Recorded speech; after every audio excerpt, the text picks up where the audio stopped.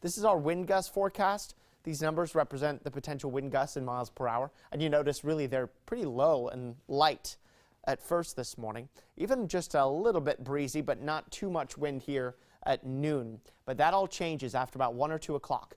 The winds start to increase. Breezy, a little bit gusty at 2, with gusts over 20 miles per hour in some places.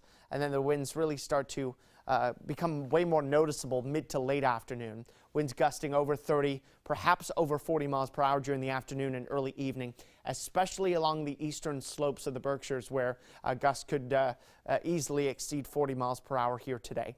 Isolated power outages are possible, but without leaves on the trees, the wind is not going to cause as many problems as it would in the middle of summer. As we head into 10 o'clock tonight, still rather windy, but the winds start to back off slowly as we head into tomorrow morning. Still a little bit breezy tomorrow morning, but becoming less and less windy through the day tomorrow, which is going to be nice given that it'll be so cold you won't want the wind tomorrow.